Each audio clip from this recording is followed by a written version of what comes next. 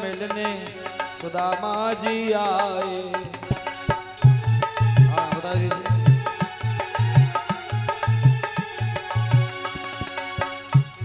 पहली मुट्ठी जब लेने श्याम भर लेने, पहली मुट्ठी जब लेने कन्हैया भर लेने,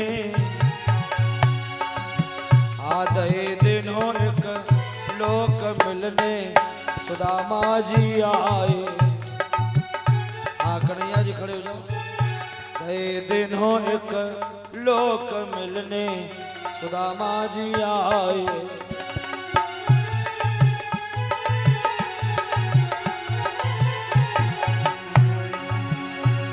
दूसरी मुट्ठी जब लेने श्याम भर लेने, दूसरी मुट्ठी जब लेने कन्हैया भर लेने, दे दिन हो दूसरो लोक मिलने सुदामा जी आए।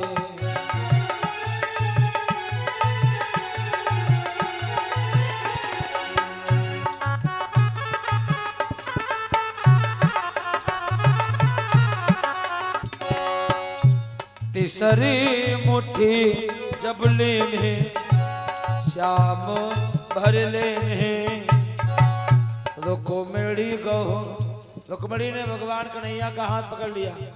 दो लोग तो इस भिखारी को दे ही दिए, तीसरा वो भी देना चाहते हो।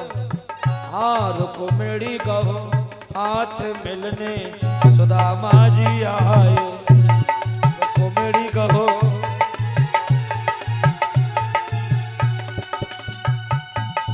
भगवान कन्हैया बहुत गुस्सा में है। रुक्मिणी से कहा तुमने हमारे साथ अच्छा व्यवहार नहीं किया है, क्यों रस में विषबाम कियो और खान दियो एक फंका, लोग कहीं हरि मित्र दुखी, हम सोना सहो यहु जाते कलंका। दुनिया के लोग कहेंगे भगवान के मित्र ही दुखी हैं, ये कलंक हमसे सहा नहीं जाएगा। अब छोड़ दो। एक दिन का जिक्र है। भैया कन्हैया। हाँ दादा। हम भैया अपने घर ही जीवो चाहिए। कोई बात नहीं, जाने वाले को किसी ने रोक नहीं पाया है। हाँ भैया। ना जाने वाले को किसी ने भगा नहीं पाया है। अच्छा भैया। जाना चाहते हो? हाँ तो चलो तुमको हम रास्ता बताए दे। चलो भैया चलो। अब के बार होली में आना। हाँ भैया। भाभी को साथ में लेकर के आना, चावल फेंकना नहीं, फेंकने जाते हैं। हाँ पिचकारी बनवाए रखो, अब की होली में आना भाभी को साथ लेके आना, बनवाए रखो पिचकारी। हाँ भाभी से प्रणाम कह देना। प्रणाम। हाँ जाते जाते 5 मिली हो जाए, प्रणाम कह देना, लेके आए आ जाओ। एक ही लाठी ना शुद्ध हो जाए बताया उनका। ठीक जाओ। एक जाए तो रहे कन्हैया लौट जाओ। एक लाठी भाई। सुदामा जी भगते जगते हुए जा रहे हैं। कन्हैया वापस आ जाओ। हम ब्राह्मण हुई के बने भकुआ, चरवाहिन के घर मांगन आए। सुदामा जी ने कहा बचपन के तुम मित्र हो, कहा दे तो साफ।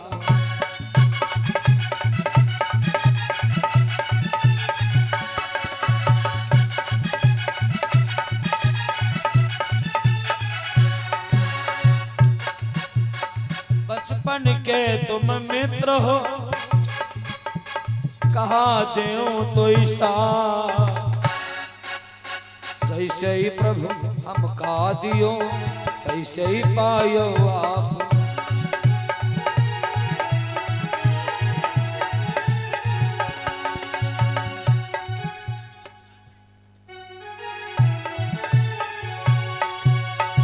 बचपन के तुम मित्र हो, कहा देऊं तो हिसाब, जैसे प्रभु हम कहा दियो तैसे ही पायो आप। इतने शब्दों से दोनों लोग वापस हो गए थे, मात्र सांसारिक सुख रह गया था।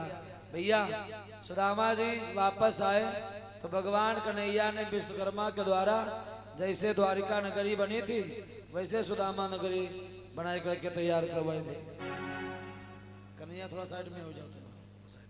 चौका भैया हम होने आएगा ना होने देती भीड़ बार जो भैया कहाँ आएगा ना हम सुशीला ब्राह्मणी महारानी बनी बैठी है। कहाँ आएगा कहा ये सुदामा नगरी है, सुदामा नगरी। सुदामा नगरी। अरे रामा ने पहले कुछ और कहा था सुदामा जी गलियों में घूम रहे हैं भैया, और सुदामा जी कह रहे हैं कहाँ गए राम मेरी टूटी झोपड़िया कहाँ गई राम मेरी टूटी झोपड़िया कहाँ गई राम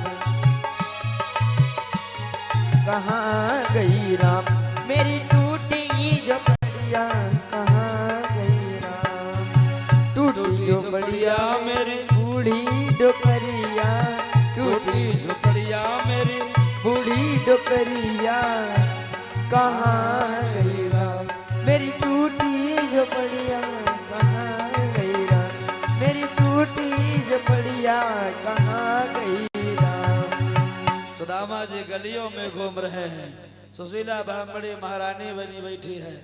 देखा सुदामा जी घर भूल गए, भाग करके गली में जाती है और हाथ पकड़ करके खींच रहा हुआ सुदामा जी को घसीट रहे। सुदामा जी डर गए हैं। कौन हो तुम कौन हो पाँच खाओ चुड़ैल उड़ैल तो आयो भैया। सुशीला ब्राह्मणी कहती महाराज घरे चलो, बढ़िया रुआबजा डाले, फ्रिज के पानी से तुम्हें चीनी शरबत पिलावे, हाँ वो तो पिएगा कि रे हो कौन तब तुम्हारी बुद्धि ठंडाई। चलो कौन हो सुशीला है, सुशीला चलिए। तो जैसे महलों में सुदामा जी आए, तुम्हारे पास तो पुराने कपड़े थे फटे, तुम महारानियों वाले कपड़े पहने हो। तुम सुशीला हो हिसाब सोने वाले कपड़े जैसे देखो। तुम तो बुढ़िया रहो तुम जवान में से हो। अरे सब देवर कन्हैया के देन है। का कन्हैया कन्हैया आ रहा है कहाँ यहाँ सुनो हाँ आए थे कन्हैया। सुशीला ब्राह्मणी बोली महाराज सब देवर कन्हैया के देन है। अच्छा अच्छा रात ही आए देवरा हाँ हाँ बनाई गए अटरिया, रात ही आए देवरा।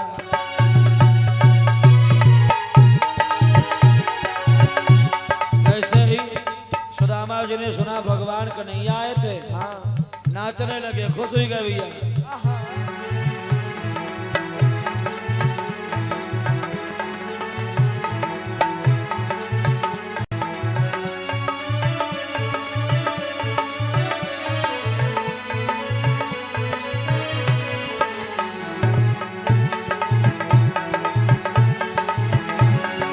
राती आए देवरा बनाई गए अटरिया, राती आए देवरा।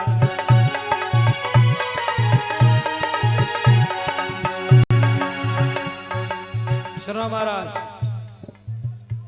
ये सब देवर कन्हैया की देन है।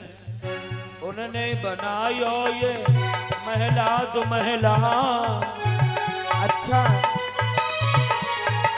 तो ये सब वही बनाई गई है जन अटरिया इसी याद दिखाई रही है कहाँ है दीवार उन्होंने उठाई हाँ। यहाँ ऊंची अटरिया, राती आए देवरा बनाई गए अटरिया, राती आए देवरा।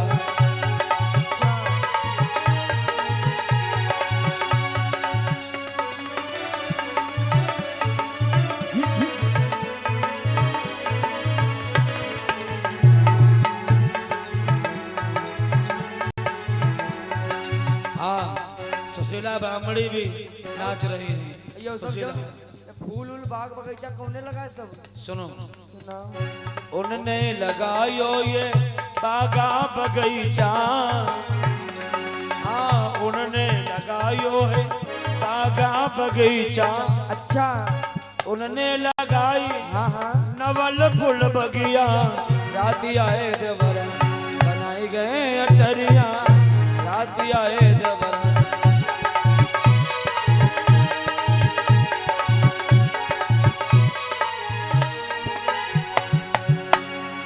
राती आए देवरा बनाई गए अटरिया, राती आए देवरा।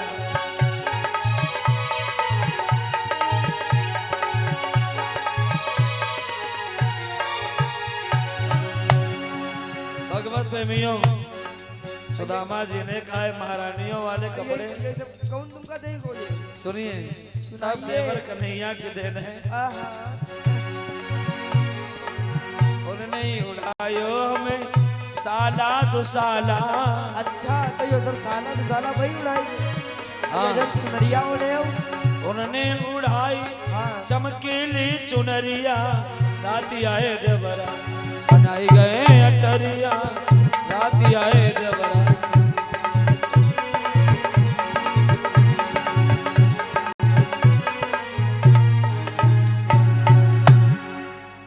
पैसा मांग रहे हैं तो बहना चले। हाँ, उसी समय भैया भगवान कन्हैया प्रकट हो गए। जैसे भगवान कन्हैया प्रकट हुए, भगवान कन्हैया ने सुदामा जी को समझाया, कहा दादा हमने तो आपको 2 लोक दे दिए थे, आपने वापस कर दिए। अब तुम्हारे पास खाली सांसारिक सुख रह गया है। सांसारिक सुख भोगने के बाद तुम दोनों के सर में दर्द होगा, तुम दोनों का शरीर शांत हो जाएगा, तुम दोनों हमारे धाम को चले आओगे।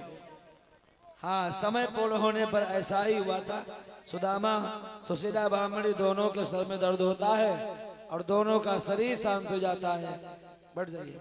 इस प्रकार से सुदामा जी की पावन कथा पूर्ण होती है। छोटी सी कथा है। महाराज परीक्षित जी को सांप लगा है, 7वें दिन तक्षक डसेगा। भैया वही सर्प जीवित होकर के महाराज परीक्षित जी को डसने के लिए जा रहा है।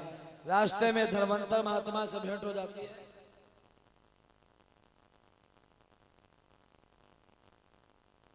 महाराज धर्मंतर महात्मा से पूछता है तक्षक कहाँ जा रहे हो महाराज? जवाब दिया, बिटिया कहते हैं परीक्षित कथा सुनाई दिया, उसने चले जी कोई नहीं जी, जे सोच रहे सुबेरे भंडारा खा के जाएंगे। देखो 1 बज गया है, 5 मिनट हो गया है, अब कतई सुस्ती नहीं आई रही आप सबको। भगवत प्रेमियों, ऐसा संकेत मिलता है। तक्षक ने कहा मैं डसने जा रहा हूं परीक्षित जी को। तुम कहां जा रहे हो? मैं बचाने जा रहा हूं। बचा लोगे? बिल्कुल बचा लूंगा। सामने एक बरगद का पेड़ खड़ा था, तक्षक ने अपने विष के द्वारा जलाई दिया, धर्मंतर महात्मा ने हरा भरा कर दिया। तो तक्षक ने सोचा हमारी चाल नहीं चल पाएगी, फुंकार मारता हुआ आगे गया, रास्ते में छड़ी बन करके लेट गया। प्रमाण ऐसा मिलता है, पीछे से महात्मा जी निकले, महात्मा जी ने उस छड़ी को उठाया। वो तक्षक है, मायावी छड़ी बन गया था, कंधे पर रखे हुए जा रहे थे। रास्ते में महात्मा के पेट में खुजली हुई तो छड़ी से खुजलाने लगे। उस सर्प ने महात्मा के पेट में डस लिया। विशेषता तो ये थी, जहां तक नजर जाती थी वहां तक का मरा हुआ व्यक्ति जीवित हो जाता था, पीठ के पास नजर नहीं पहुंच पाई। इसलिए धर्मंतर महात्मा रास्ते में बेहोश होने लगे। तमाम उपाय अपने शिष्यों को बताए बचने के, लेकिन तक्षक ने कोई उपाय नहीं चलने दिया। अंत में फुंकार मारता हुआ महाराज परीक्षित जी के पास जाता है। महाराज परीक्षित जी व्यास गद्दे के पास बैठे पुष्पों की सुगंध ले रहे थे। भागवत कथा के प्रताप से उनका पूरा शरीर वज्र का हो गया था, लेकिन जरा सी शंका बढ़ जाने से नाक कच्ची रह गई। प्रत्येक फूल को महाराज उठाते हैं। एक छोटे से भुनके का भेष तक्षक ने बनाया, एक फूल में बैठ गया। जैसे महाराज उस फूल को नासिका के पास ले गए तो नाक तक फूल जाते ही जाते आ पहुंचा काल महीपति का। तक्षक द्वारा संहार हुआ भारत भोपाल परीक्षित का। सब लोगों के देखते आया स्वर्ग विमान, किया परीक्षित राज ने सूर्यपुर को प्रस्थान। बोले भागवत महापुराण के जय हो, वेद माता गायत्री के जय हो, परीक्षित महाराज के जय हो। भागवत कथा के प्रताप से महाराज परीक्षित जी के लिए विमान आता है और विमान में बैठ करके भगवान के परम धाम को प्राप्त होते हैं। इस प्रकार से भागवत कथा को यहीं पर विराम लगाया जाता है। कथा कभी खत्म नहीं होती है, कथा को विराम लगाया जाता है। हम कथा यहाँ खत्म कर देंगे।